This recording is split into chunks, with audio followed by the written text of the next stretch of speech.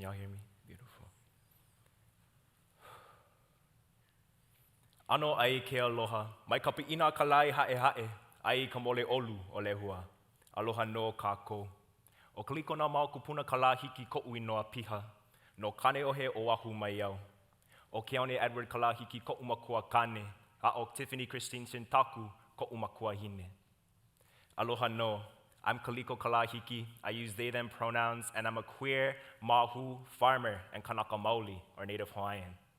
I gave my introduction, Mako Olelo Hawaii, or in the Hawaiian language, to invite my ancestors into this space, and to introduce you to my mom, Tiffany Shintaku, and my dad, Keone Kalāhiki, who I pull my Hawaiian roots from.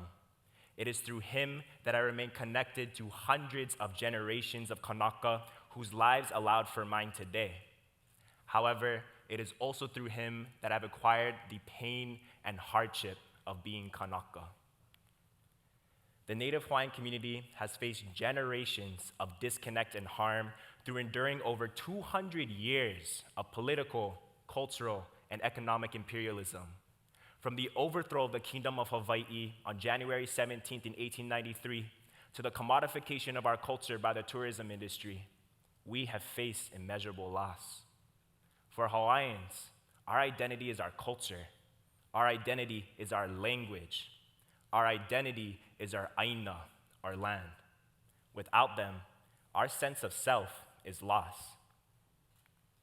I inherited this eha, or this trauma, through the ways my family has learned how to survive these extremely strenuous times. Though very unfortunate, when you only learn how to survive, you may never learn how to thrive. I suffer from major depressive disorder, more commonly known as depression, as well as suicidal ideation.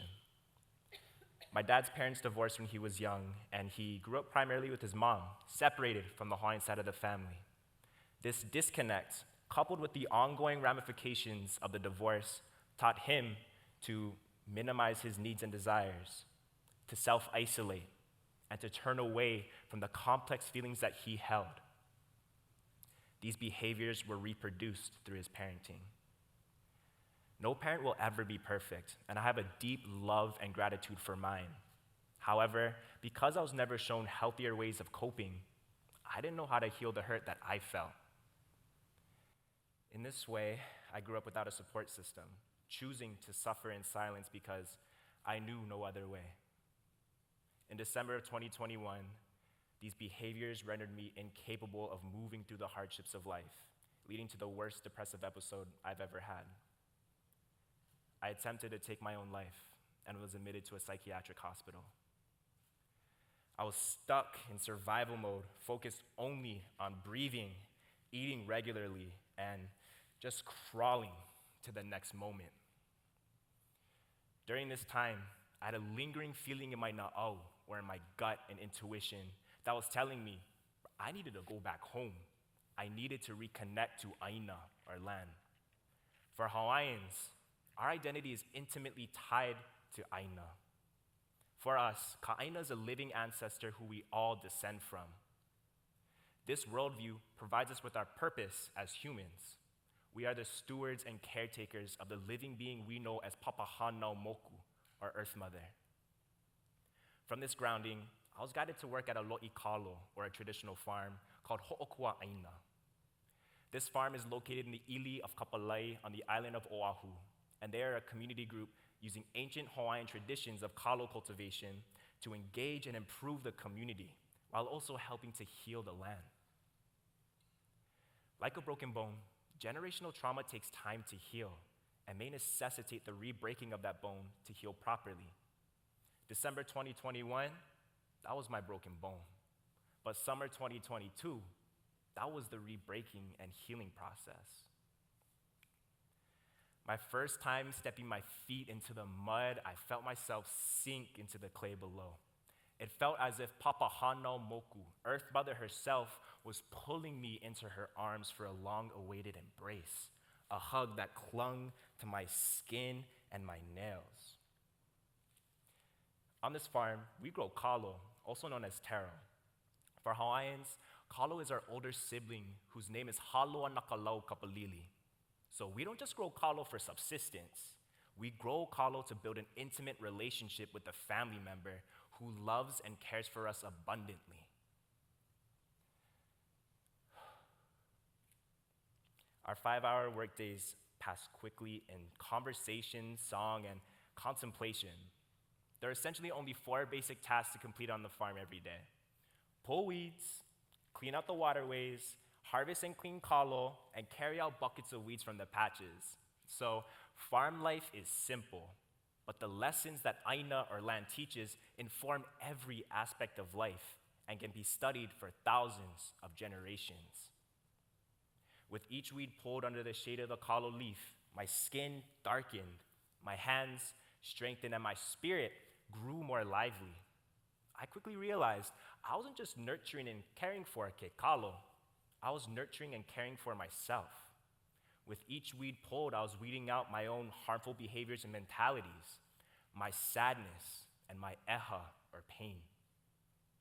On the farm, we have a saying, nani ke kalo, which translates to beautiful is the kalo.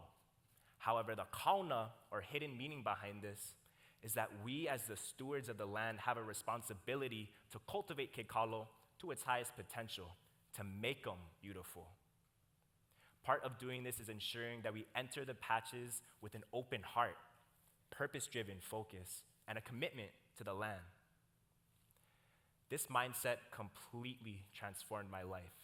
Emerging from that survival mode, I finally felt the weight and heaviness I've been carrying around for so long lift off my chest. I realized if we start setting similar intentions with our work, noticing and understanding the importance and weight of what we do, we can start feeling more fulfilled in our lives.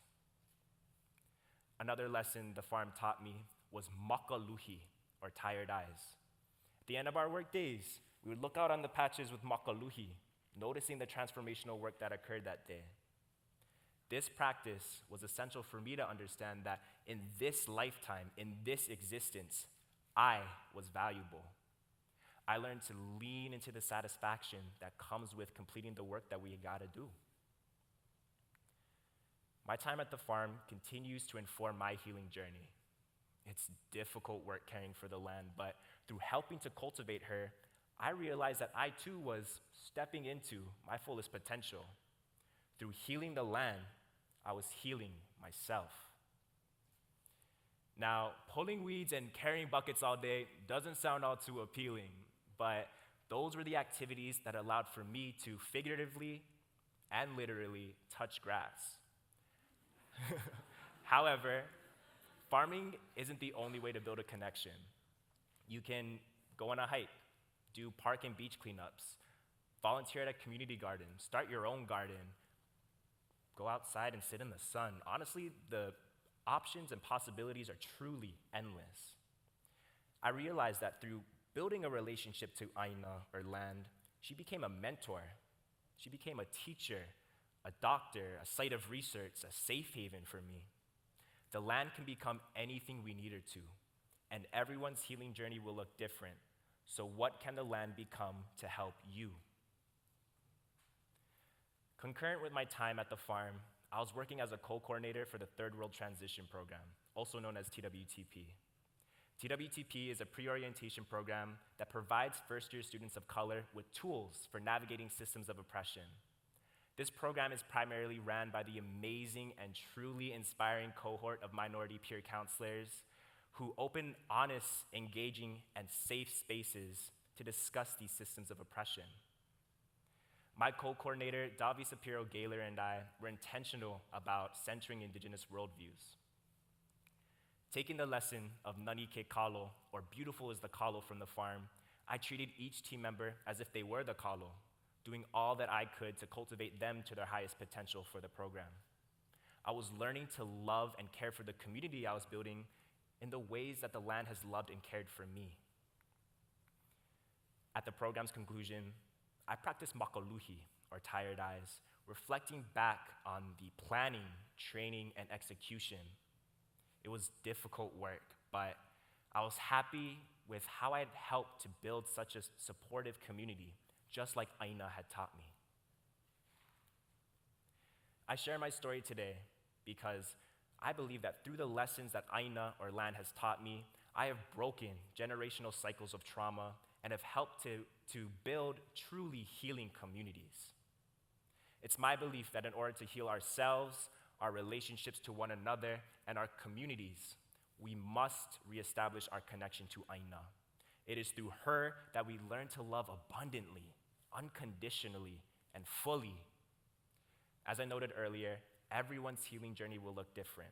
So it is our individual responsibility to determine how we can build a relationship to land that's beneficial and also acknowledges our own capacities. With work, kids, bills, and honestly just life in general, we often have to push aside our own healing just to get through the day. However, if we can collectively take a breath,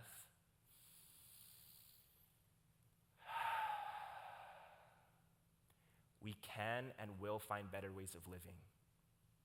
Most of us grow up only learning how to survive, but through the land, we can truly learn how to thrive as individuals, as communities, and as a society.